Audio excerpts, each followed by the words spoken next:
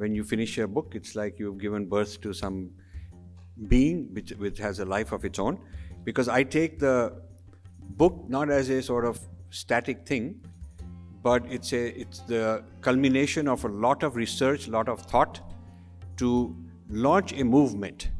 The book is a toolkit. Think of it like this is a Hindu toolkit to help us cope with the situation, the Kurukshetra that exists. So the reception we got in India from this book is that the general public says we must put pressure on our billionaires to stop doing this kind of funding. Because if you look at Chinese funding is far more at Harvard than Indian funding. And Chinese funding always came with this caveat that you will not insult our country. So the Chinese funding is not being used to support the Tibetan freedom or the Uyghur issue. No mention of that. They don't talk about this Hong Kong or this Taiwan issue. I'm a student at Harvard University, and I'm a civil servant in India, basically in Indian Police Service, and here for 1 year course. Everything you spoke deeply resonates with me. Deeply resonates. So there are 3 stages. At the selection stage, those who write against India, they are given priority in selection. Yes. So half of the people from private sector, from NGO sector, who have come to Harvard have written against India in their essays. Anybody who gets scholarship has to be necessarily anti-India. Yes. Because unless you write that you have a wretched life in India, you are not going to get scholarship. It's not on merit. Good evening, ladies and gentlemen. Thank you very much for being here.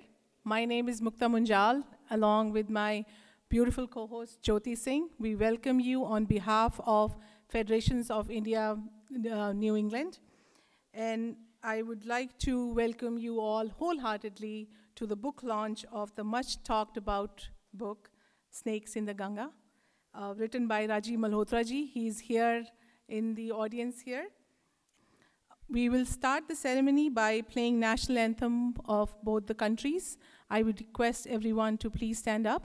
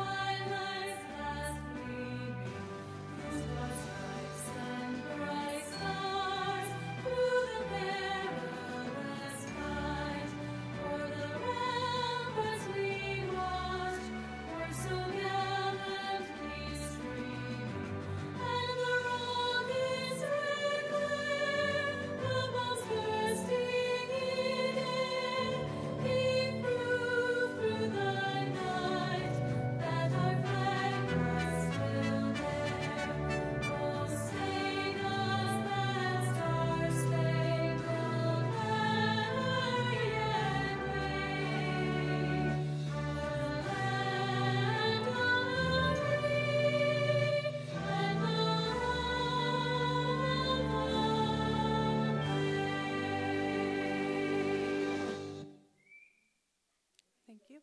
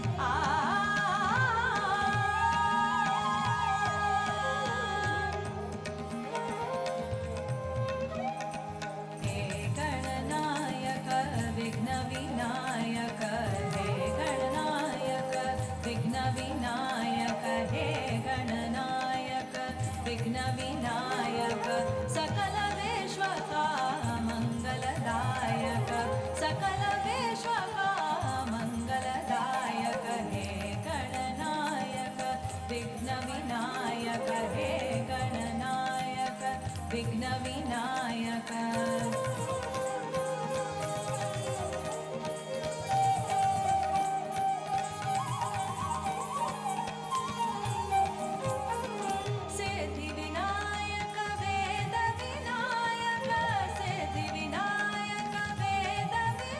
We will now go into the book launch ceremony, the main occasion that we are here for.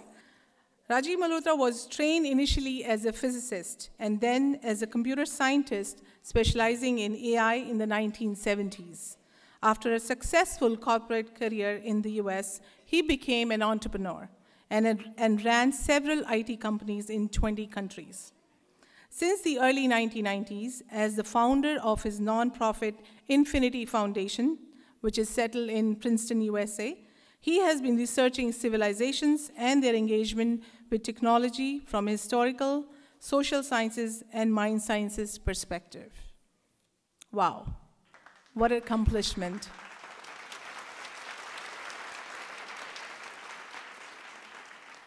Since then, he has authored several best-selling books. Infinity Foundation has also published a 14-volume series on the history of Indian science and technology.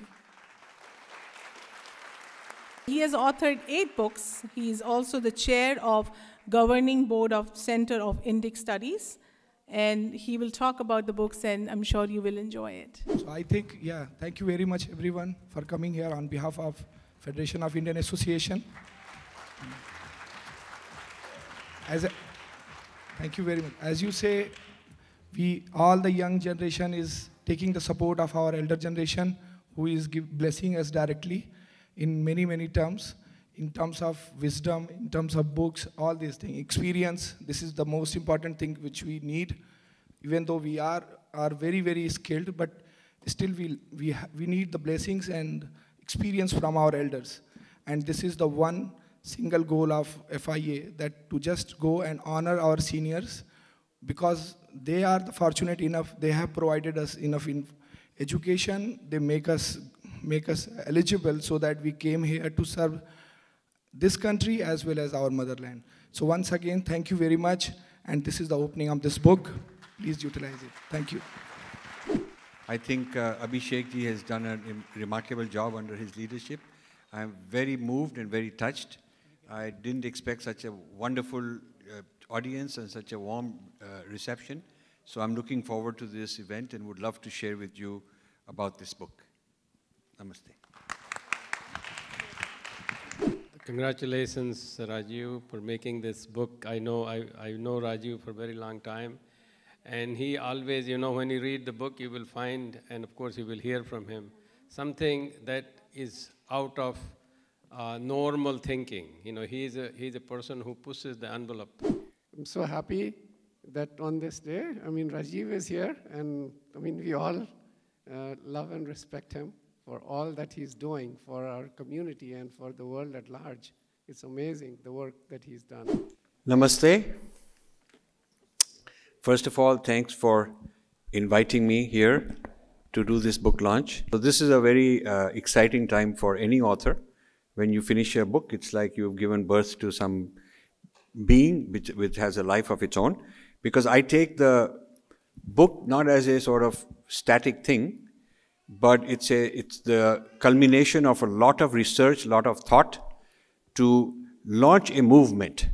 The book is a toolkit. Think of it like this is a Hindu toolkit to help us cope with the situation, the Kurukshetra that exists. Now, a lot of, when I first started this kind of work 30 years ago, it was difficult to get our people interested, because either they would say there's no problem, they didn't want to deal with it, is the reality, or they were afraid to deal with it, or they would say that it's controversial, we don't want to talk about this.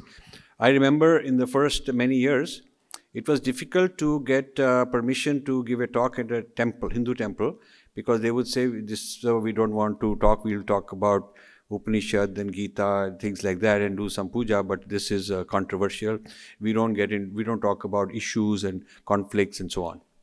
So, how you the language you use to explain yourself makes a big difference. So I decided, I started talking to the Mandir people, saying that this is the new Kurukshetra, and both Ramchandraji, Sri Ramchandra, and also Sri Krishnaji came to fight battles.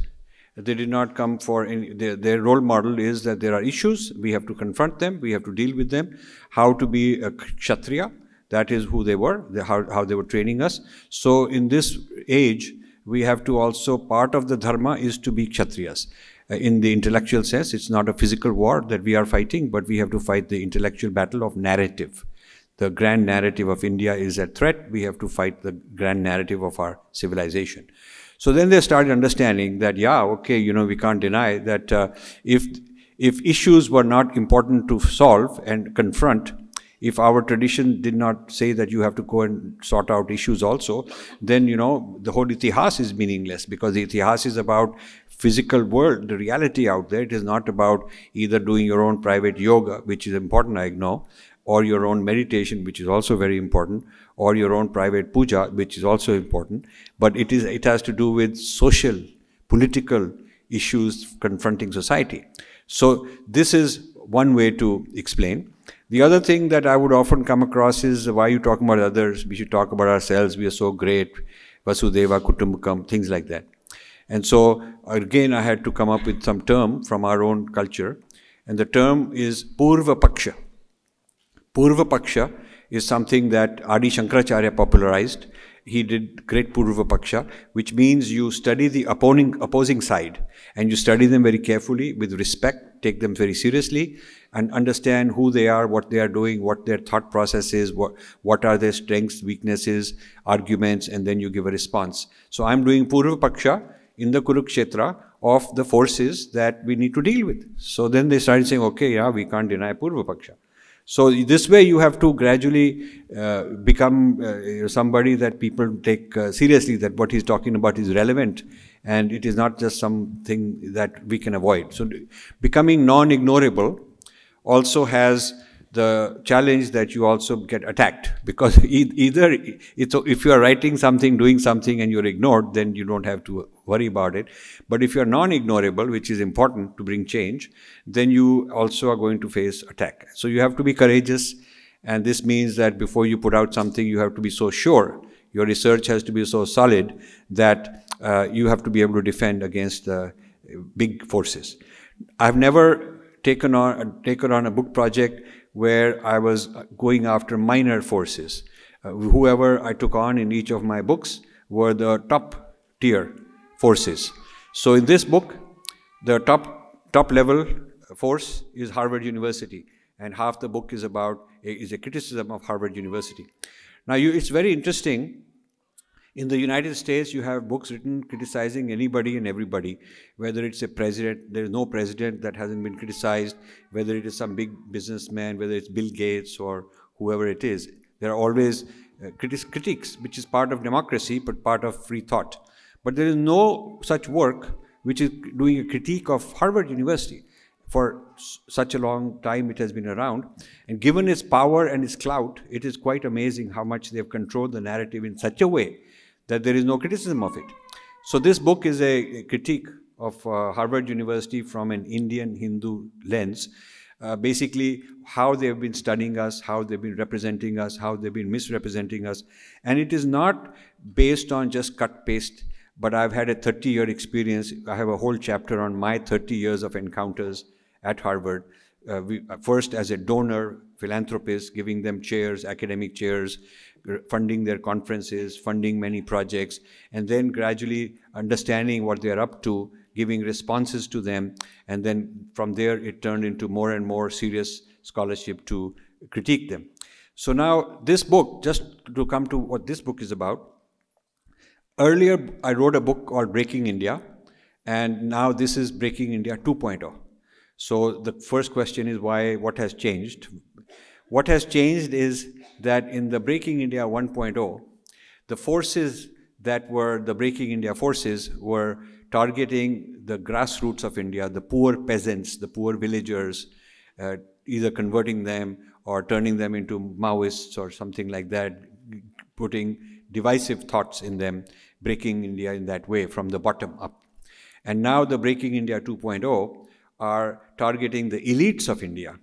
They're targeting the rich, sophisticated families, businessmen, industrialists, government people who send their children to places like Harvard or Ivy Leagues, or in India, places like Ashoka University, which calls itself the Harvard of India, or Kriya University, and many of these very elite universities where the tuitions are very high.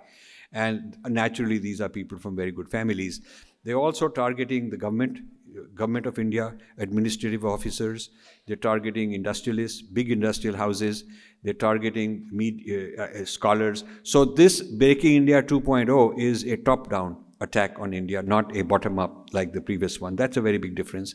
Another difference is the use of technology. Now the technology, the whole big data, artificial intelligence, using social media to manipulate people, build their psychological profile, etc., is very new compared to what was going on in Breaking India 1.0.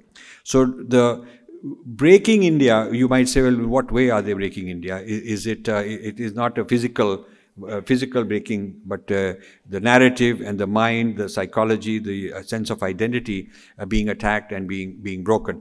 So there is the new ideology which is discussed in part 1 of the book. It talks about the importance. This ideology says that the Hindu family system should be broken. That is their proposal. The Hindu family system should be broken because it propagates an abusive narrative from one generation to the next. So the very thing that we treasure, that we cherish, has to be broken, and the vehicle that is the conduit transmitting it, the family system, should be broken. So this is quite a serious thing for us. The whole system of tradition, Vedic structures have to be broken.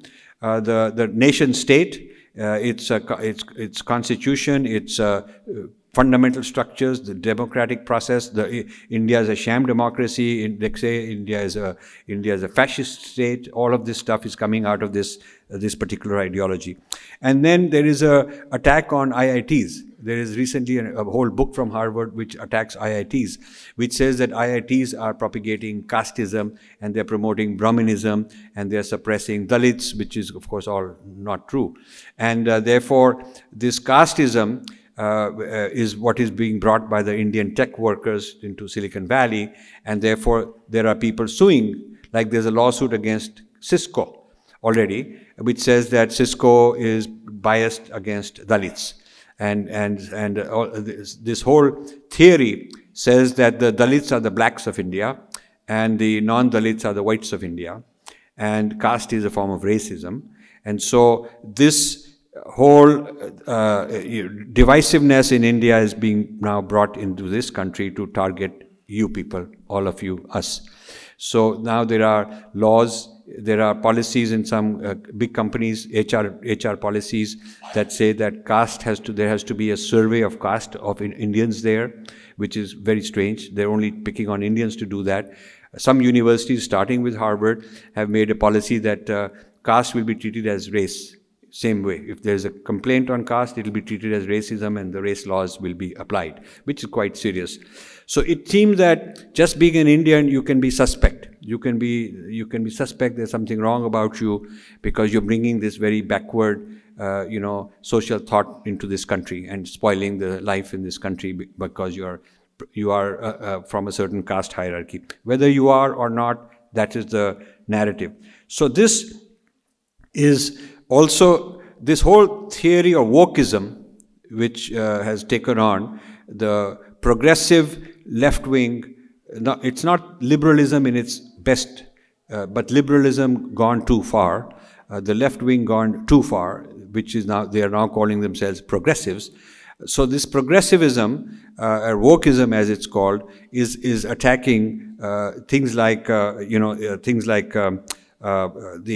free speech. So what we call free speech, we're very proud of free speech, but there is this theory called cancel culture, which says that those who are elitists, who are oppressors, their free speech should be denied, so you can be cancelled. A lot of us get cancelled for no reason, because they don't like us. They don't want to accept our point of view, so we are cancelled. And this is a contradiction with the principles that they preach, of principles of free speech and debate and listening to all points of view. That's good theoretically, but in practice it's not being applied. So if you want to ask what's going on, so let me give you in 2-3 minutes what is 200 years of history of this thought. Marxism starts this idea that there are oppressors and oppressed. Every society you can divide between those who are oppressed and those who are the oppressors. It used to be economic. That was how Marxism defined these two categories. And then it became race. When they applied it to the United States, this became critical race theory. So then blacks are the oppressed and whites are the oppressors. And then it became extended to LGBTQ are oppressed, the people who are not are oppressors, men are oppressors, women are oppressed, and Muslims are oppressed, Christians, Judeo-Christian are oppressors. All this happened. And now it's become applied to India. And this is called critical caste theory. And according to that, you know, the Dalits are the oppressed and the minority religions are the oppressed and so on and so forth. So the ideology is to take all those who have grievances, who are considered oppressed, and club them and educate them to rise against the oppressors, which means the whole nation state and the traditions, the family life, all of that. And so this is the Breaking India 2.0, which is now going on. And most of you see examples of some conference on dismantling Hindutva or Hinduism, or you see some, in England there's a riot against us, or in Canada or somewhere, and you wonder why is it happening, who's doing it. So this book gives you an explanation where it's coming from, what is the theory based on which these kind of things are coming. And that's the first part of the book.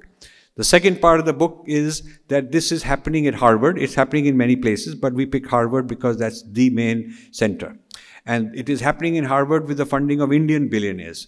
There is a Harvard center called Mahindra Humanities Center, which is headed by somebody who's a world-famous postmodernist. And his theory is about deconstructing India, deconstructing India's legitimacy. He's written about this for decades. Then there is a Lakshmi Mittal and Family South Asia Institute, which basically is a center where a whole lot of this kind of anti-India people are invited and they give talks. But there's no contrarian view. There's nothing wrong with inviting people and having speech that is negative towards you. You have to accept it. But you should be given a chance to have an opposing point of view also. Students should hear both points of view. They should not hear only one point of view. They should also hear another point of view. So the analysis we have done shows that they do not invite people that will disagree with the established ideology that they are promoting. So, and the Indian billionaires, for whatever reason, are funding all this. And so we are pointing it out, and we want to have them, we want to have discussions with them and invite them to tell us why they're doing all this, because they're also considered very patriotic people back home. But while back home they're very patriotic and so forth, and making their billions in the Indian economy, why would they be funding things here which are the opposite? So it would be nice to know. And then part 3 is how this ideology, which has been baked here, goes back to India, and how it is spread through various institutional mechanisms. This is, these are the 3 parts of the book. Now I want you to know that the book looks very big, and so you may be scared. But I'll tell you how you can read it in about 3 hours, 3 hours. 100 pages is all you need to read. The introduction is about 40 pages. You should read that. And then every chapter, there are 22 chapters, starts with a 1-page overview. It's kind of an executive overview or summary of what that chapter contains. And if you read that 1 page and you just think about it, you will get the idea of the whole chapter, what are the major points being made. And then there is a conclusion. So if you read introduction, conclusion, and in between you read the one chapter, in about 100 pages you will have read the book. Now you will know everything that the book is saying, except you will not have the evidence to prove it, which is what the details are about. So if you want to know about how the attack on IITs from Harvard, then you read chapter 4. You don't have to read anything else, just chapter 4 is enough. If you want to read about the lawsuits in California, you read chapter 2, or chapter 3, like that. So if you want to read what is Mahindra Center doing at Harvard, there is one chapter on that. If you want to read what is Piramal doing in public health in Harvard, why that's an issue for us, there is a certain chapter on that. So every topic, every issue that we've raised is a separate chapter. And you don't have to read them in sequence. You don't have to read all the chapters. You just read one chapter here, one chapter there, and it is enough. So basically what I suggest you do is read the introduction, read the overviews, and then go deeper wherever you want to, wherever you feel like it. And that's what how the book is organized. The reason for putting all the evidence and all the data in one book is so that if it's a manual for fighting, if you want to get up and be an intellectual Kshatriya and argue on one of these points, you can look at the overview and it'll tell you what are the main points, what are the talking points. But then if you get into a deep discussion and you need backup, the backup is there. The backup is right there. So this is how the book has been organized. So you can have a very simple approach to it, and you can also have a very deep scholarly approach to it, written in the same book. So I would love to take questions. There's a lot of information that is being conveyed in this book. We also intend to produce small books in Hindi, 100-page books, one on attack on IITs, one on the history of Varna, Jati, caste, one on what are these billionaires doing, things like that. Each issue being raised is going to become a small booklet, paperback in Hindi. That will take us, several months to put together. We're also going to do some documentaries on each of the points being raised. Since much of the content discusses Harvard, we're going to be coming to the Boston area with our camera crew and do some filming right here. And tomorrow, of course, I have a discussion at Harvard Club with a very prominent Harvard professor, which I'm really looking forward to. So this is very above board, a very honest discussion with the world's premier institution, not in a confrontational way, but in a critical way, saying, you guys are known for criticizing the whole world and criticizing our culture and our heritage and our government. Well, we would like to talk back at you, and we are inviting open discussions and open debates. That's the spirit with which, in a very civil way, in a very respectful tone, we want to take on this battle, because we've done some serious homework and we've reached some very serious conclusions, which we want to which we are putting on the table. And with your help, we need your help to move this forward. So how you can help? You can get the book. Even go to Amazon and just put a one-line review. It helps a lot, because the algorithms look at all this and it drives. Once the book is known to be successful, already it has got a lot of traction. Once it is known to be successful, it's taken more seriously. Then the Harvards of the world cannot ignore it. Then they have to discuss it. They have to have a conversation, which is important. So the popularity of this movement depends on support, on popular support. We put in all our effort, tan, man, dhan, for 30 years. That's what I've done. And it's up to you. At this age, I continue working. I have no plans to stop.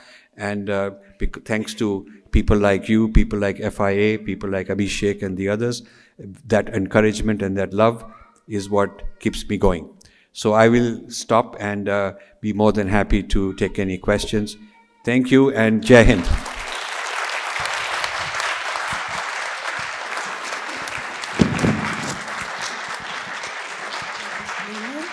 I am a Harvard-trained neuroradiologist, but this should not matter because it wasn't a liberal arts. The American system is based on Adam Smith, Frederick Hayek, Milton Friedman philosophy, which is antithetical to the Karl Marx philosophy, and that is functioning even now. So that's one item. And then the other item is that we are living in the current climate of white supremacy. And in that, the white race is deemed by those people as superior to the non-whites, irrespective of their caste and origin. Now, we as the non-white people living here and even voting today are going to be facing that depending on the outcome of the election. And in that issue, the so-called socialists are the ones who are going to be fighting this white supremacy. And the people who are in power have the power, the wealth, the resources, whereas the people who are like us, non-white, brown people and black people, we will have to get together. We will have to pool our resources together to counter that. And isn't that what's happening in India? I am just playing devil's advocate. I am not trying to disagree with you. Can we have a question? Can I answer the question? Sure. We are sandwiched between being people of color and oppressed on one hand, which is the point you make, that as people of color, we also want to fight white supremacy. But guess what? Critical caste theory says that we are the oppressor. We are the oppressor, and the Dalits are the oppressed. They are the blacks. And if you are not a Dalit, if you are non-Dalit, then you are white. It's called white adjacency, which means you're adjacent to the whites because you occupy a similar place in India. So in India, maybe what is happening, and they have their own quota system, they have their own debates, they have their own solutions. But now the charge is being made that we have come to this country, and if I was born a non-Dalit, I am a white adjacent, I am the oppressor. I don't accept that. I don't know about you, but I don't accept that. So the interesting thing is, helped Black Lives Matter people. I funded them. My foundation helped them. I still have a lot of black friends, and I worked with them. However, when critical race theory is applied to Indian culture, and I want you to note that, when it is applied to Indian culture, and the mapping is made that Indian society, because of Vedic hierarchy, they're saying, where the Vedas are the oppressor, and this is very clearly mentioned, Vedic structure is the hierarchy of oppression and supremacy, and this is, therefore, the whole dismantling of Hindutva comes out of this logic. The whole logic of let's dismantle Hindutva comes from this premise that critical race theory, when you apply it to India, becomes critical caste theory, and caste is inherently abusive from the Vedic times, which is not true because Varna Jati were different than caste.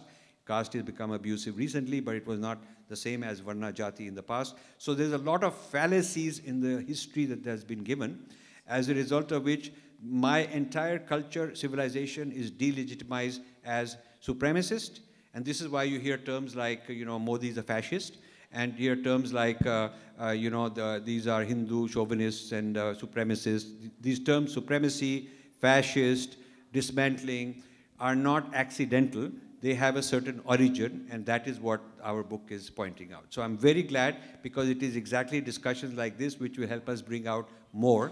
And I would like to have Harvard people sit in, because I've quoted them a lot, I would love to sit with them and talk, and there's no reason to cancel each other. So I'm glad, I hope that your influence can get some of them to the discussion table. Thank you very much. Thank you, Rajiv ji. Due to time constraint, we are going to have one more question. That question has come from Srinivas ji, and his question is, Srinivas ji, if you can stand up, I can recite your question. So he asked, many Indians living in America, common men, while doing great at their jobs, are basically English educated and English thinking. They are very susceptible to brainwashing by English medium, leftist media.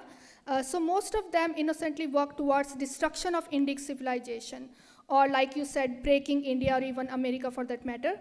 How do we bring them out of this darkness and lies? Or is this brainwashing too deep-rooted that they will never see the daylight? Is this generation a lost cause? Better luck with younger generation. So, wonderful question.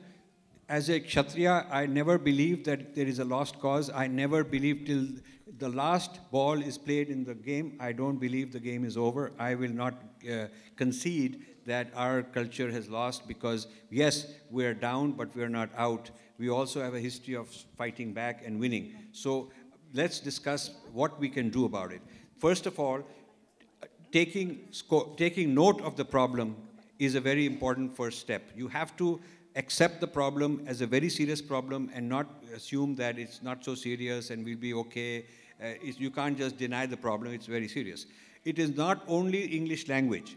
It is, now the area, people living in the villages are mimicking the urbanites. 25 years ago, when I used to go to my mother's house in Delhi, the driver and his children, I would bring stuff for them and sit and talk to them, and we would talk in Hindi. And I would say namaste, and they would say namaste. Now, since the last 10 years, same family, they told my mother that we want the daughter to go to a school where she'll wear a Western dress because she will not become maid, she will become a mem sahab. This is what this is their thinking. I'm talking about the servants from a poor village in Bihar. So now, when I go and talk to them in Hindi, he says, English mein jawab do. And if I say namaste, he says, sir ko good morning bolo. So they are more conscious that we want to become like the sahabs of Delhi. This is how the colonization that, we know about colonization from the West to the elites in India, the English speaking. But now the elites in India, thanks to media, social media, the role models from Bollywood, the role models that they all look up to, are westernized Indians. So now the villager the kid wants to become like that. This is an intergenerational problem. Sometimes you will find when you go to the village, and I do a lot of research in the hinterlands in India, you will find that the older people are still traditional, but the younger generation are so much into this hip-hop and looking at the fashions of the Delhi and all that, the hairstyle, all of that. So I don't think you can say anymore that the problem is limited to English language. The problem is now gone viral. So what to do about it? What to do about it? The disease has so many parts to it, each one requires its own solution. The disease discussed in this book is the disease of elitist Indians funding our self-destruction. That's the one point. That there is no reason for these billionaires to be funding think tanks like Harvard and various others. There's also other places, Brown University and Yale and Stanford has got a lot of this also, and I'm going to Stanford. I'm going to have a debate at Stanford. There's a policy institute, and I'm going to talk about what's happening at Stanford. So that also is funded by Ambani. The Ambani, it's called the Reliance Dhirubhai Ambani Professor, and he's one of the worst anti-India, anti-Hindu professors anywhere in the world. Has a long history of that. I'm going to read it out and say, you guys in Stanford, let's have a discussion on this, and Ambani is funding it. So the main point I've raised here is that the elites of India are funding the self-destruction of India, and they have no reason to do so. Unless of course, it will help them get their kid into the Harvard, it will help them get some business deal, it will make them very famous, they'll have a building named after them, they'll sit on a board next to Bill Gates, all this prestige they're craving to become like the white man. So, but that is shallow. That is what we are calling out. So the reception we got in India from this book is that the general public says we must put pressure on our billionaires to stop doing this kind of funding. Because if you look at Chinese funding is far more at Harvard than Indian funding. And Chinese funding always came with this caveat that you will not insult our country. So the Chinese funding is not being used to support the Tibetan freedom or the Uyghur issue. No mention of that. They don't talk about this Hong Kong or this Taiwan issue because China says that you stay out of that. We talk about STEM. We talk about STEM education, science, technology, computer science, engineering, medicine. Let's talk about that kind of knowledge because we benefit from it. We're not interested in Harvard telling us about our history or telling us about our politics or telling about our society. And so the billionaires of China are aligned with the national cause and the billionaires of India are not. and this is also the Indian government hasn't bothered to get people aligned. So everybody's out funding their own, whatever suits them. And this is a strategic area which with the Indian government is definitely going to take a look at, because they've already told me. They want to take a look at it. They want to talk to the billionaires and see why are they doing all this. And this can bring about a lot of change, because Harvard does not want to lose its reputation. That's the one thing it has.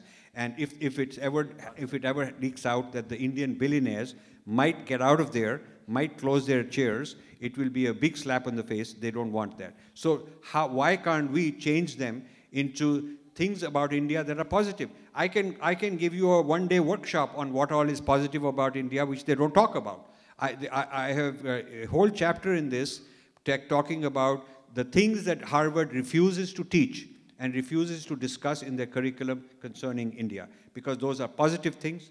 Those are contrarian views to what they are talking about.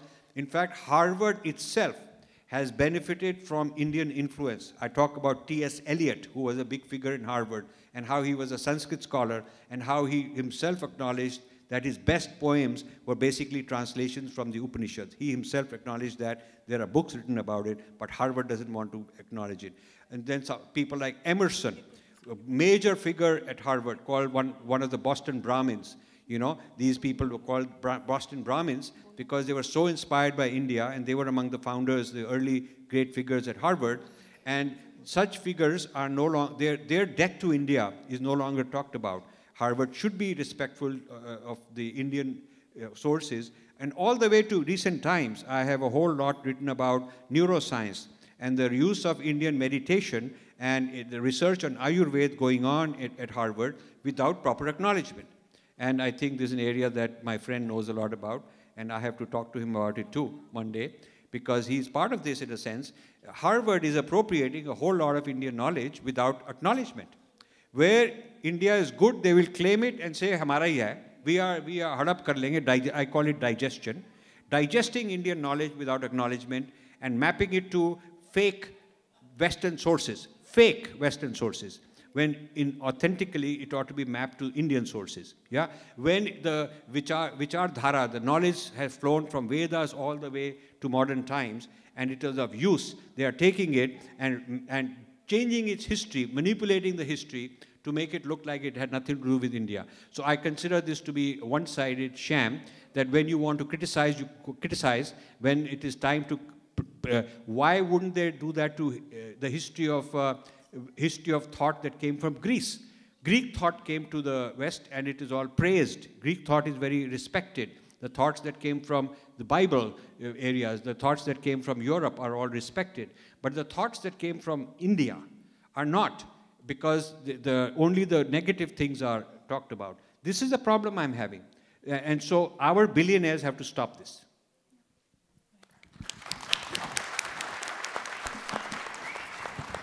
Thank you, Rajiv ji. I'm a student at Harvard University, and I'm a civil servant in India, basically in Indian Police Service, and here for 1 year course. Everything you spoke deeply resonates with me, deeply resonates. So there are 3 stages. At the selection stage, those who write against India, they are given priority in selection. Yes. So half of the people from private sector, from NGO sector, who have come to Harvard have written against India in their essays. Anybody who gets scholarship has to be necessarily anti-India. Yes. Because unless you write that you have a wretched life in India, you are not going to get scholarship. It's not on merit, generally. Third, in classrooms, if you speak in favor of India, you are not given that much space. Nobody stops you from speaking in favor of India. But you speak against India, you get that much more space, you are applauded, and those who speak in favor of India, they are not cancelled, but certainly they feel out of place in those spaces. Very good. Right. And fourth thing, it is essentially a design. I was speaking to some US friends who are from US government. If they talk about caste has been recognized as one of the discriminations last year by Harvard University. Yes. It's they had no business to recognize it. But 3-4 Indians who are studying there, they fought for it, they got it included. What will happen in near future? Caste will be used as a measure of India's assessment by a State Department, as they are doing with religion as of now. Yes. So this is the gradual progression. First talk in universities, take it to think tanks, take it to Congress, Senate, and then get it accepted at government level. So at a time, maybe 20 years from now, maybe US government will ask India about caste issues. 5 years from now. 5 years from now. Yes. Yeah. And I will end here by saying this last line. It's not the fault of Harvard. The Indians who come here, including civil servants, I'm ashamed of being here from that community, because 2-3 civil servants are also talking the language. And my father, who was proud of my coming to Harvard, when he got to know that I'm coming for this book release function, and he has read this book, he told me, you should cry that you went to a wrong place. This is what is the reputation. And your book is a hit. We are talking about it every day, our student community and everybody, and I'm sure we all will be there tomorrow to welcome you. Thank you, sir. Thank you.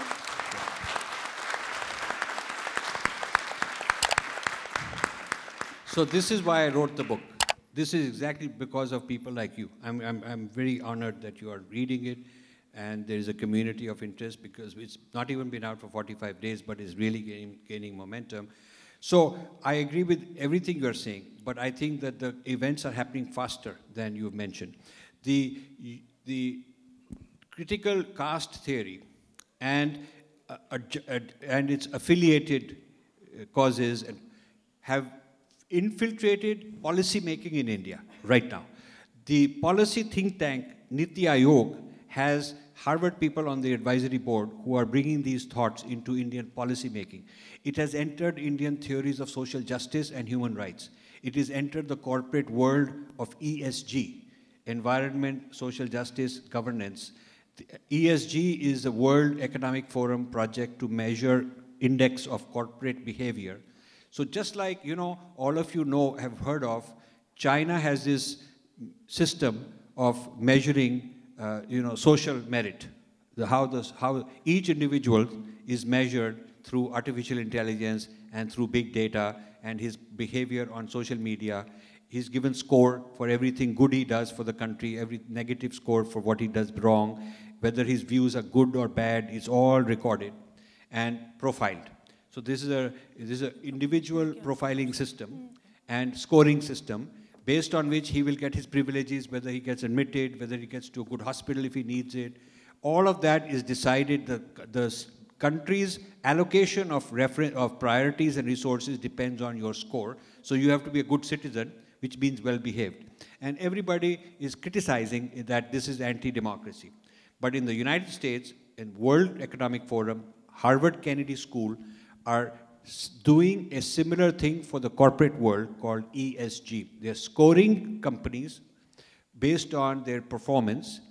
And who gets to decide the performance? There are big 5 consulting companies that are all American. Deloitte and Touche, Price Waterhouse, Ernst & Young, McKinsey, these kind of people. And they've come up with a system of what constitutes good social justice, according to their criteria. It is not according to non-Western criteria. China says, hell no, we don't want all this nonsense. We don't want your judging our people, we judge ourselves. But Indians are very full of this. Indians want to be very Harvard compliant. Harvard Thappa is very prestigious. Harvard ne keh diya theek ho, to iska matlab theek honge. So this inferiority complex, we are getting sucked into these systems of measuring us, which the measuring is done by somebody else's criteria of what is good, what is bad. So for instance, when they measure environment, now they're talking about the whole nature. For us, nature is sacred. So for us, it is not a resource to be preserved for economic reasons. The reason you don't spoil the water is not because it is bad for the fishing industry, but because the fish have rights. The fish are people. The fish are beings. So our idea of environmental justice is based on a whole different metaphysics. It is based on a different metaphysics. So I have fought I've said, okay, let's say a vegetarian says that the way you score companies, if they are into non-veg, all these meat industry, all these burger fellows and all that should be downgraded because they are against my concept of of justice towards nature. But the scoring index that they have is not based on these premises. So whose idea, whose values, whose ideas of morality, and whose ideas of ethics and dharma are being applied to measure behavior? It is not our idea. It is completely a Western idea centered from places like Harvard Kennedy School, World Economic Forum. They've come up with a grid, a template to evaluate people, whether it's individuals, whether it's companies, whether it's NGOs, whether it is governments. So even governments are going to be measured based on a criteria that has been set right here. So there are like snakes in the Ganga. There are also snakes in Charles River. Rightly said. Thank you, Rajivji. Thank you, Amreshji. Regarding what Rajivji just gave in the speech, what you have in America is basically there are victims and there is a business of victimhood.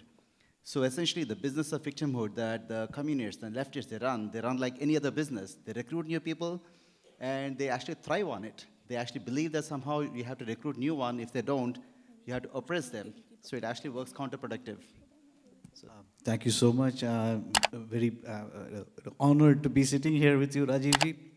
So a couple of comments.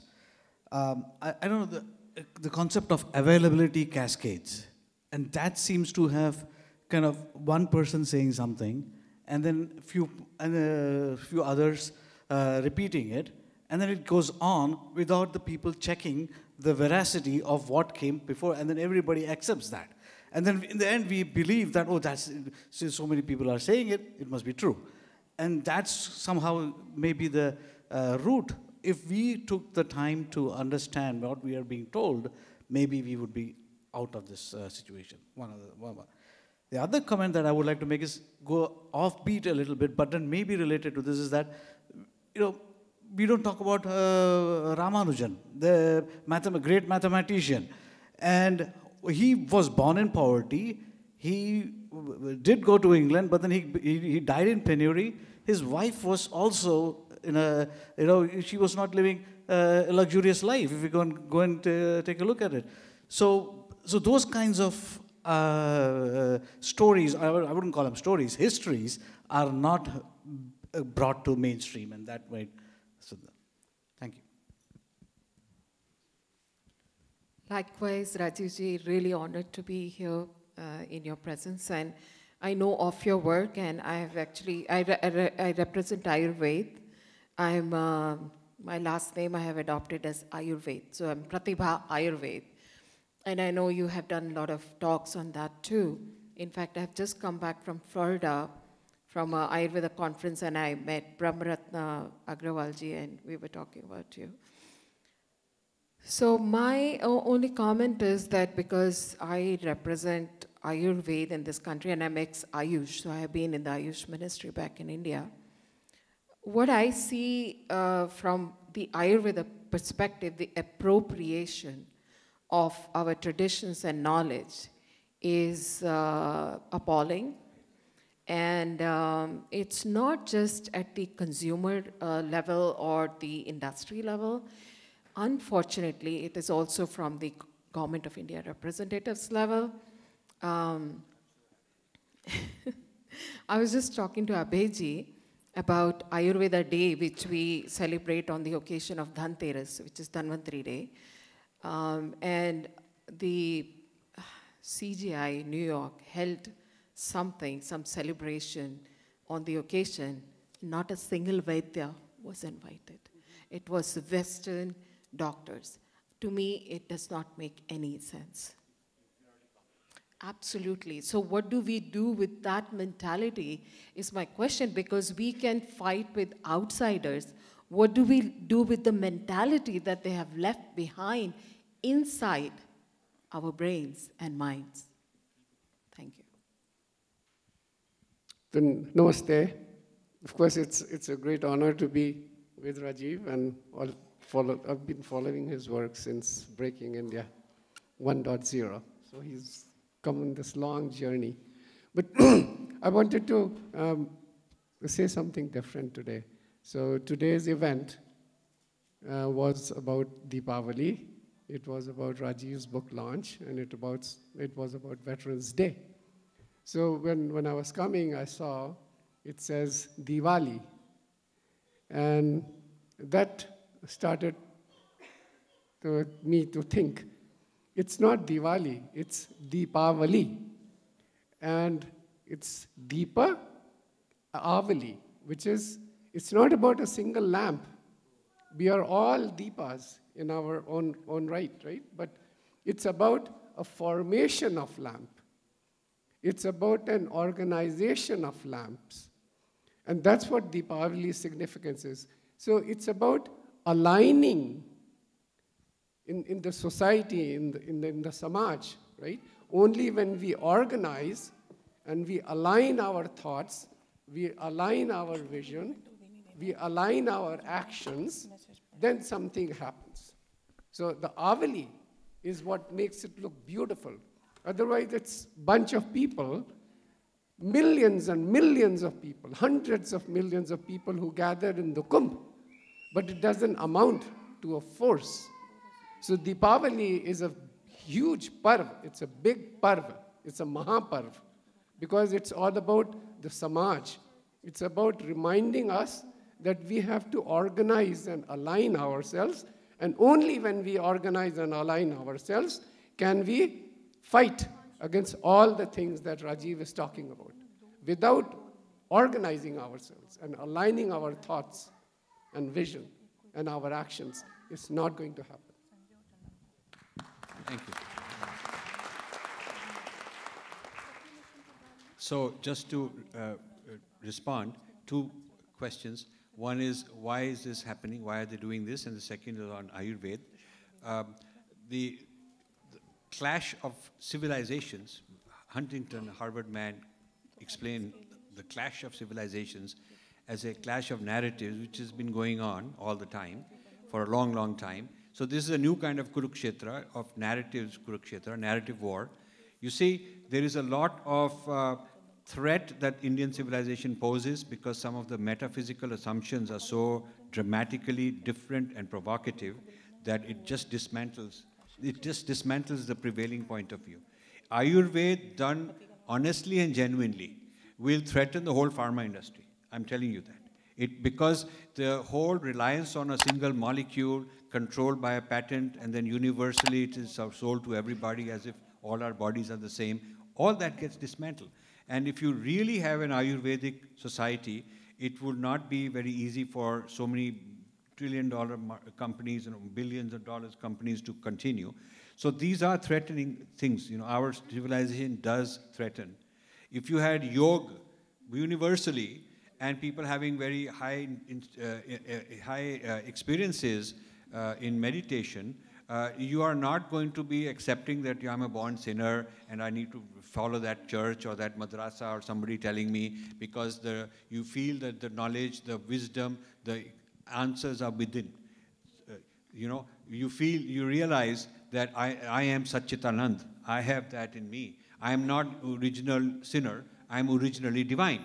Satchitanand is I am originally divine, not I am an original sinner. So you see, if you continue Indian philosophy and thought and tradition, and I'm not getting into religion and all that, but just as a metaphysics, as a science, it leads to very difficult things for people to accept. So there is a self-preservation reason for it. Also, there is jealousy that this is the only civilization so old, the only major civilization practiced in the world, in a major country, which is still thriving. And, people in Harvard probably wondering that 15 years ago, we were supplying the CEOs in Silicon Valley. But now IITs is supplying more CEOs in Silicon Valley than Harvard is supplying in Silicon Valley. And so there is jealousy. Yeah. I mean, who are these brown-skinned guys? All of a sudden, they're running this and that and that. This must be bizarre to them, So that's that. Now, as far as Ayurveda is concerned, you're absolutely spot on. In fact, I have about 10, 11 volumes on digestion, history of digestion. One of them is on Ayurveda. And then it's on many other things, philosophy, linguistics, mathematics. Each of them big on topic on, and I'm going to produce all of these volumes in, very soon. One day people will say, okay, he really got it, because I've been working on it for 30, 40 years. But I want to get them right.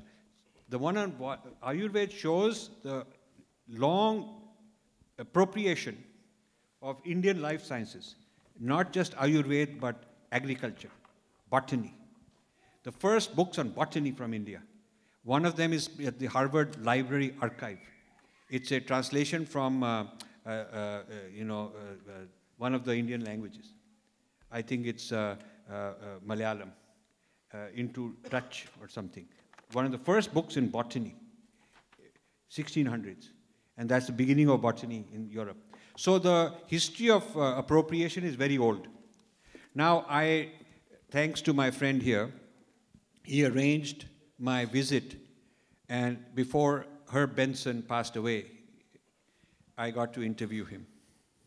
And I've been studying Herb Benson at Harvard, Herb Benson, who just died, and his work in Massachusetts General, and his appropriation of meditation, and his work on Ayurveda as a big figure, and the work on the epigenetics. The epigenetics, artificial intelligence, I am an AI person. I'm a computer scientist by background, physicist and computer scientist. My field was artificial intelligence. Of course, in those days, it was very simple compared to today. But I understand all this.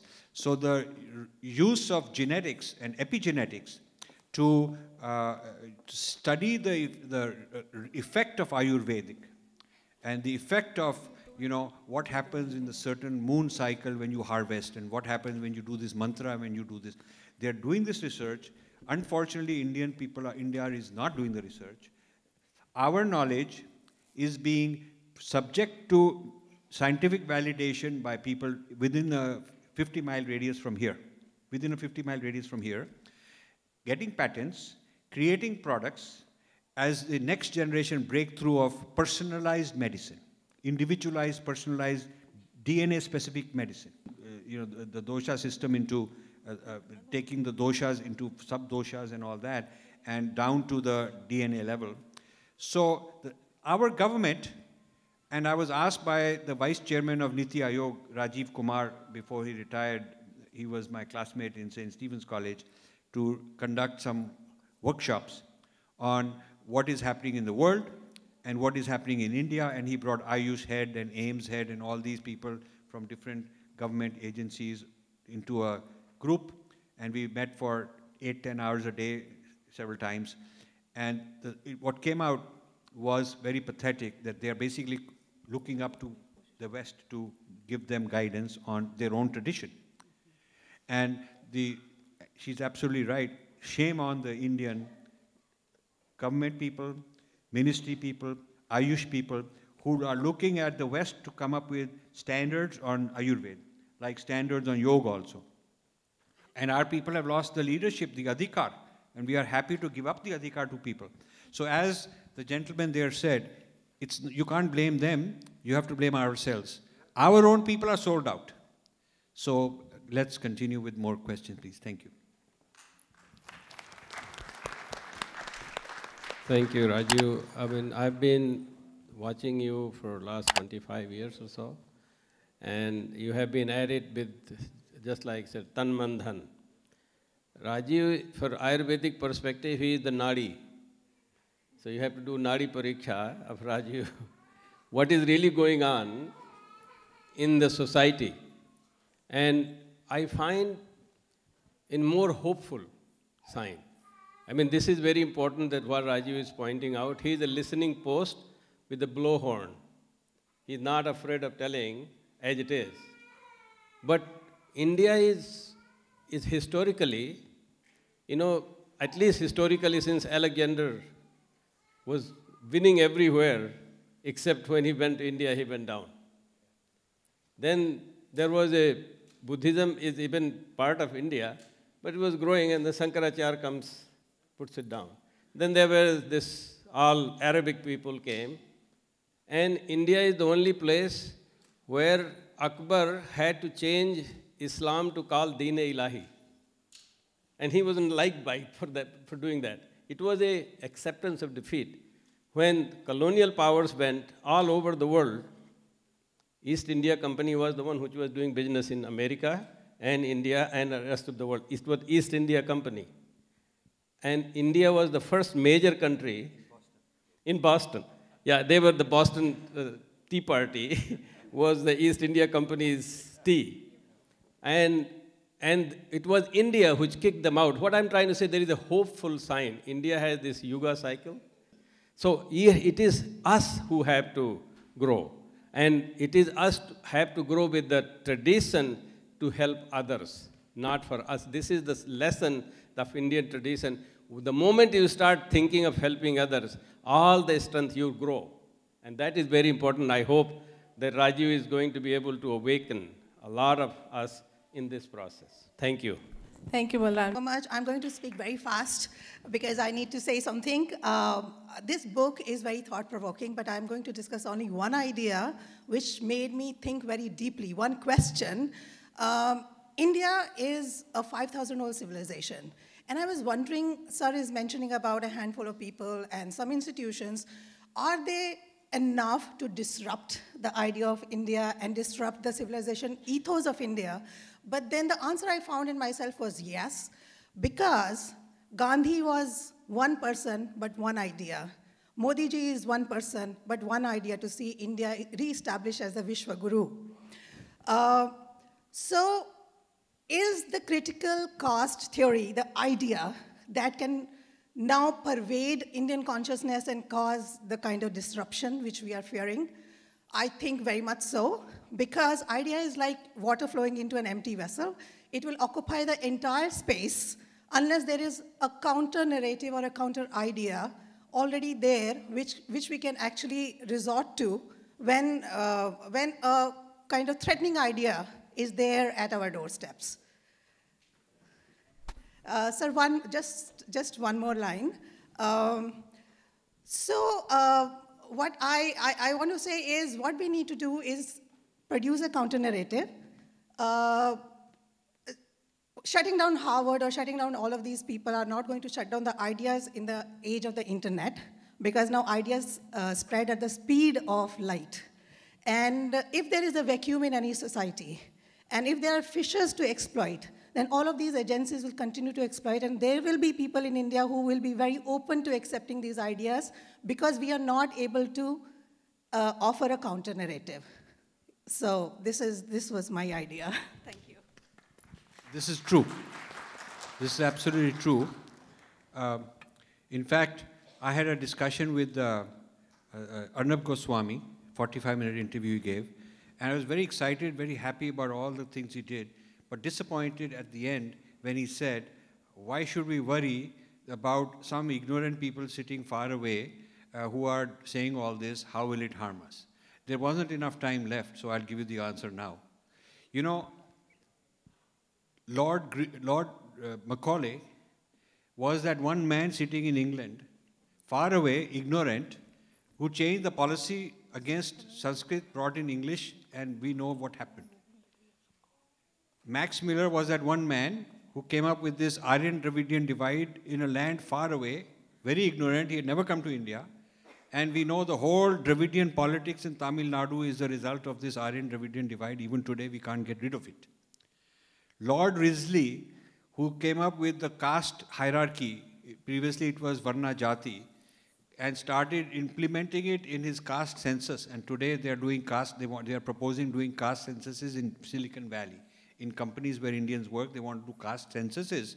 It reminds me of the return of Lord Risley, because they were doing caste censuses with a preconceived idea of prejudice and oppression. So we are the product, we are suffering what happened in the 1800s that we didn't respond to soon enough. We didn't respond to it because we were too arrogant and too confident and saying we are so many thousand years old and it's Vasudeva Kutumbakam and nobody will harm us. And well, guess what? Indian society is suffering from as a result of what the Western narratives produced about us, which then got colonized and put into our own system. The same is happening now with critical caste theory. It is traveling faster than anything you can imagine. It is in all these private colleges in India. It is in the NCERT books have put some of that in. The new National Education Policy 2020, I'm sorry to tell you, while it has some very good things in it, it brings in liberal arts without bringing in Vedic liberal arts. It brings in Harvard liberal arts. It's bringing in liberal arts, bringing people from here as the professors. Most of the liberal arts that has come into IIT and Indian Institute of Management, they all brought in liberal arts. If you look at who are the actual professors, they're all this kind of stuff, American progressive left, ultra left, Hindu-phobic, breaking India type people, the kind of people the gentleman there described. So this invasion of India has happened already. Now regarding counter-narrative, Chapter 6 of this book, which is the largest chapter and about 100 pages, is a counter-narrative. It is a counter-narrative. It takes on every single point that they have made, and it goes, so chapters 1, 2, 3, 4, 5 build the case from their side, a purva paksha of who these people are, what they're saying. And then chapter 6 gives a whole response to that, a counter-narrative, written very plain English, and we're going to make a separate book out of it in Hindi. And then, of course, we move on to how they're taking their narrative into Harvard and Indian billionaires and bringing it to India and all that. But chapter 6, if you were to read, if you're interested in knowing our response, then that's a chapter to read. Rajiv ji, thank you for coming here, and thanks for everything you do. We are very grateful to everything you do and very proud of you also. So just one comment / question. You know, do you agree that at a very big picture level, it is a war between the globalist and the nationalist? And for the globalists to win, in order to defeat the nationalists, they must weaken the nations all around the world. So the last thing you had said was just like there are snakes in Ganga, there are snakes in Charles River, and there are snakes in European rivers also, I'm sure. So my question is, what are the similarities and what are the differences between these snakes? Or are they one and the same people and they can jump from one river to another as long as they get to destroy one nation or the next nation? Yeah, in fact, in Ontario, in Toronto, I told them that there are snakes in Lake Ontario. And we talked about some of those snakes. In fact, we named some of those snakes in the discussions in Toronto last 5 days.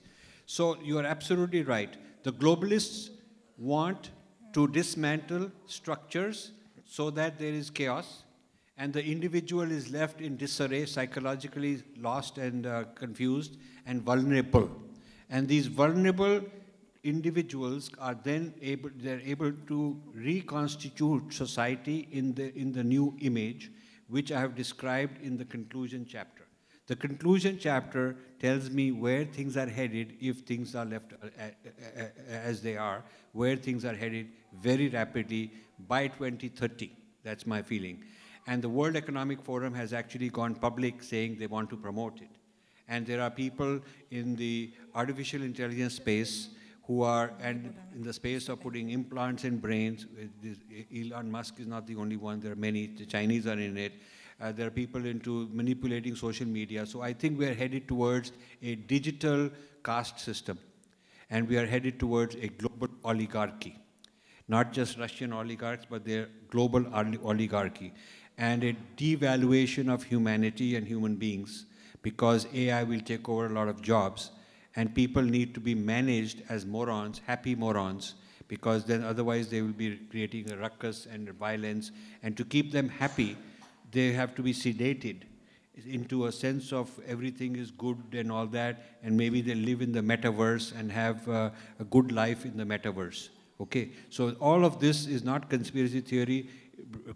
Klaus Schwab, head of the World Economic Forum, wrote The Great Reset, in which he said that the pandemic is a good opportunity for us to reset people's expectations, concept of private property, concept of privacy, individuality, all of that we can now hijack because people are willing, they're so scared that they'll do anything to protect their life.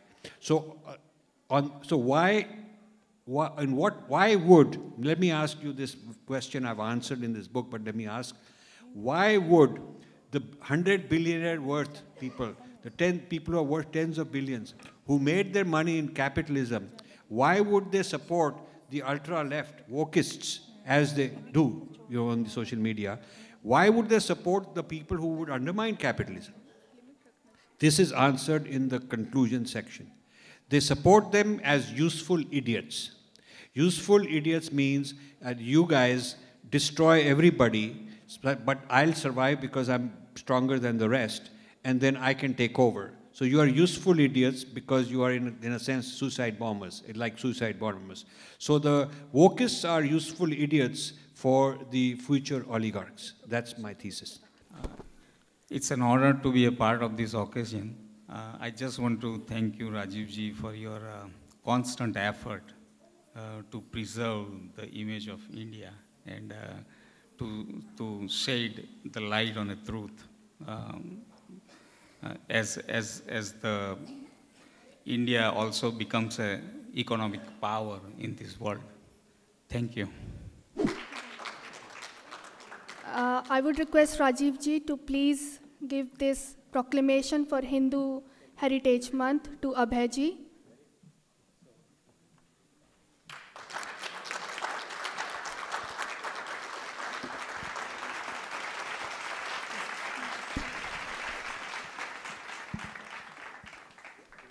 This is the proclamation from Massachusetts. We have another one from the state of Rhode Island that we would like to give to Kaushik Patel ji. Kaushik ji.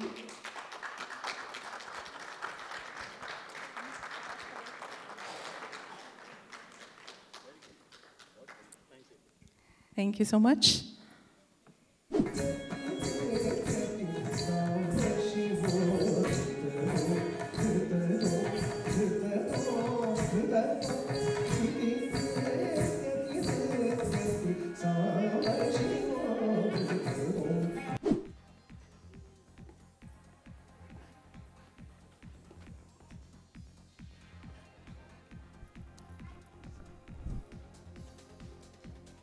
Thank you. Thank you. We would like to appreciate Amudra Shri School of Dance here.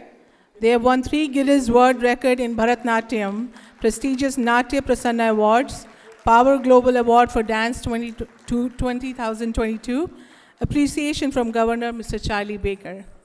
Thank you for all your hard work. They have continuously won 5 times prestigious championship of New England in Bharatnatyam competition. That's a lot of work, there's a lot of discipline, there's a lot of years of hard work. We would really like to appreciate you. Thank you so much. Guys, can we show a little more energy?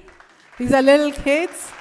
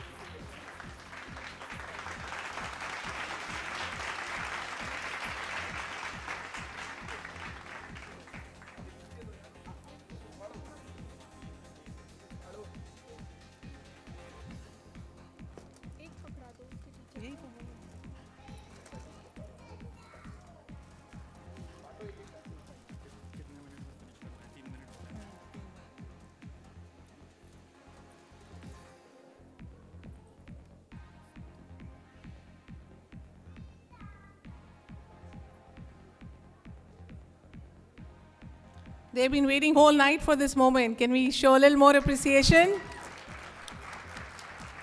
You guys look beautiful.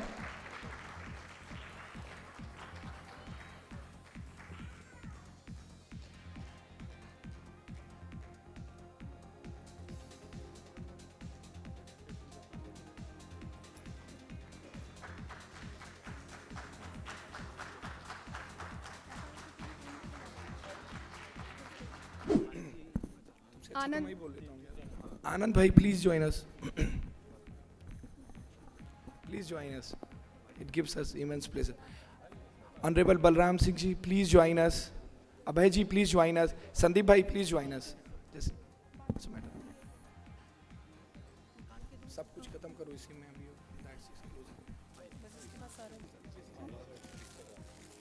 And Girish ji, please honor Rajiv ji with shawl. All these shawls are sponsored by Mohikas, Archana and Girish ji. Please give a big round of applause to Mohikas group for sponsoring these shawls for all our elder members.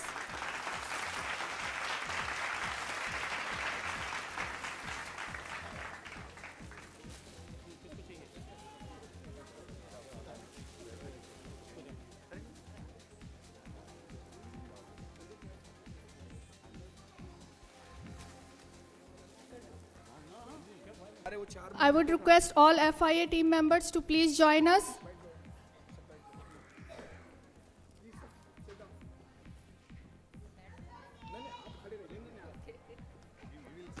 And now from this today's event, we got another another very accomplished mentor and whatever you say, whatever the word, our guardian in form of Shri Rajiv Malhotra ji. So I would say all the FIA volunteers, please present this memento to him.